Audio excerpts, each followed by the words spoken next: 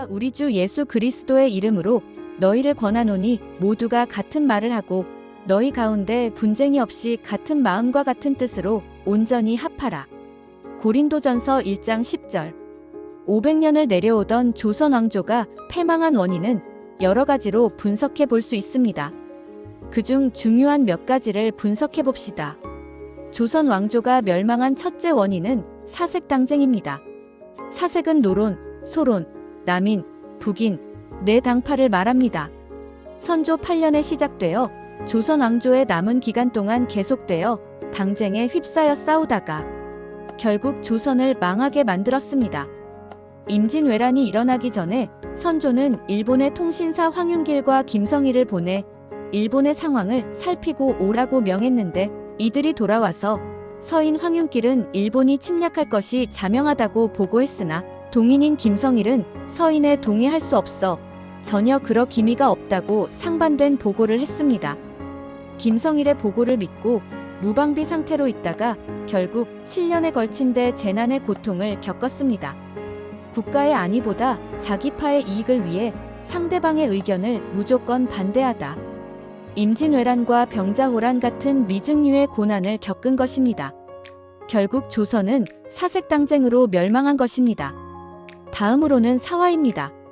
사화는 정치적 반대파를 여러 이유를 들어 모조리 죽인 사건을 의미합니다. 사화는 무오사화, 갑자사화, 기묘사화, 을사사화, 정미사화, 신임사화 등입니다.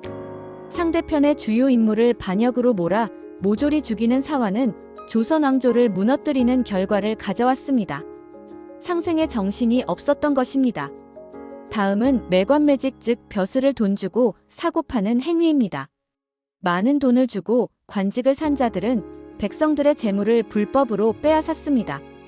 이들은 돈 좀 있는 사람들을 무조건 끌어다가 내가 내 죄를 알겠다 하면서 저놈을 매우 쳐라 며 형틀에 묶어놓고 볼기짝이 찢어져 피가 철철 흐를 때까지 곤장을 쳐서 결국 돈을 뜯어내는 일이 비일비재하게 일어났습니다.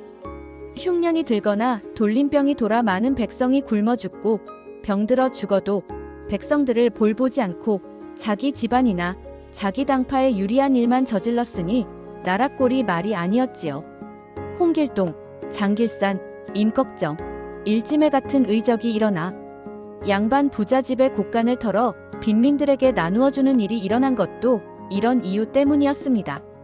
마지막으로 조선 왕조가 망한 이유는 쇄국 정책입니다. 지금 세상이 어떻게 돌아가는지도 모르고 외국과는 통상과 교역을 하지 않고 우물 안의 개구리처럼 국경을 굳게 걸어 닫았으니 나라가 망하지 않고 어떻게 버텼겠습니까? 미국, 불란서, 일본이 거대한 대포를 장착한 군함을 몰고 와서 개항을 요구하는데 나룻배를 타고 가서 싸우려 했으니 참 한심하지 않았나요? 나라 꼴이 이 지경이니 1895년 을미년에 독립국가의 왕후 민중전이 침전해서 일본 건달들에 의해 죽임을 당하였고 겁에 질린 고종은 러시아 공사관으로 피신을 해서 1년간이나 남의 나라 공사관에서 나라를 다스렸으니 우리는 이런 조상들의 피를 받은 후손들입니다. 이 피가 어디로 가겠습니까? 요즘 정치판을 돌아보세요. 조선 왕조와 차이가 조금이라도 있나요? 우리 교회는 국가와 민족을 위해 일깨어 기도해야 합니다. 이런 국가적 난국을 헤쳐나갈 길은 기도밖에 없습니다. 한국 교회와 해외에 있는 모든 한인 교회는 일깨어 한국을 위해 열심히 기도해야겠습니다. 샬롬. 로스앤젤레스에서 김인수 교수.